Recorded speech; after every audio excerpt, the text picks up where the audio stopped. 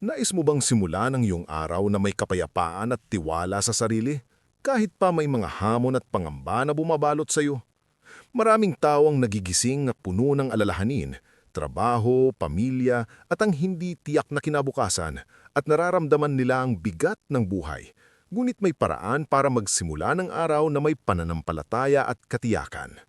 Sa panalangin at pagtitiwala sa Diyos, maaari nating ilaan ang ating mga pag-aalala sa Kanya at makahanap ng lakas na hindi natin akalain. Tulad ng nakasaad sa Filipos 4:13, lahat ng bagay ay aking magagawa sa pamamagitan niya na nagpapalakas sa akin. Pinapaalala nito sa atin na kahit sa panahon ng kahinaan, may lakas tayo dahil ang Diyos ang ating gabay at suporta sa bawat hakbang. Isipin mo, anong mangyayari kung sa halip na may focus sa takot at pag-aalala, magsisimula tayo sa panalangin, humihingi ng gabay at bukas sa posibilidad na ang bawat hamon ay pagkakataon para sa paglago. Sa video na ito, tatalakayin natin kung paano nakakalikha ng ruta ng panalangin na nagpapatatag ng iyong loob, nagpapalakas ng pananampalataya at magbibigay ng tiwala sa sarili bago pa man magsimula ang araw. Pagbabahagi ako ng mga simpleng hakbang at personal na kwento ng pagbabago mula sa mga simpleng umaga ng pag-aalinlangan hanggang sa mga araw na puno ng determinasyon at malinaw na direksyon, kasama ang mga prinsipyo mula sa Biblia na makakatulong sa iyo na manatiling matatag. Hihikayatin ka rin namin na maglaan ng ilang sandali para magnilay at pag-isipan ng mga bagay na nagpapabigat sa iyo at sa halip ay ilaan ang mga ito sa Diyos dahil gaya ng sinasabi sa Mateo 34, kaya huwag kayong mabalisa tungkol sa kinabukasan sapagkat ang kinabukasan ay mabalisa sa sarili nitong paraan, sapat na ang bawat araw sa sariling kaparusahan. Isipin kung paano nagbabago ang pakiramdam mo kung magsisimula ka ng araw na may panalangin, may tiwala sa Diyos at may malinaw na layunin. Sa huli, ang panalangin ay hindi lamang salita kundi paraan ng paghuhubog ng pananampalataya, lakas at kapanatagan ng loob. Ano ang isang bagay na laging nagpapabigat sa iyong umaga at paano mo ito maiaalay sa Diyos ngayon? Ibahagi ang iyong saloobin sa comments sa ibaba at huwag kalimutang i-like ang video, mag-subscribe sa channel at pindutin ang notification bell para sa mas marami pang gabay sa pananampalataya at personal na paglago. Nais mo bang simulan ang iyong araw na may kapayapaan at tiwala sa sarili kahit pa napapanood ka ng pangamba, pagod o kawalan ng katiyakan? Maraming tao ang nagigising na puno ng alalahanin, trabaho, eskwela, pamilya o simpleng mga problema sa buhay. At sa unang sandali pa lang, parang bigat na ng mundo ang dala. Pero paano kung may paraan para simulan ng bawat umaga na may lakas at pananampalataya? Kung may paraan para iwanan ng takot at pag-aalala at simulan. Isa sa pinakamahalagang hagbang upang simulan ang araw na may pananampalataya at kumpiyansa ay ang pagbuo ng isang rutinang panalangin na simple ngulit makabuluhan. Hindi ito kailangang mahaba o komplikado. Ang mahalaga ay ito'y nakatuon sa iyong puso at isip. Isipin mo na bawat umaga ay parang bagong pahina sa iyong buhay. Kung paano mo ito sisimulan, masusulat ang tono ng buong araw.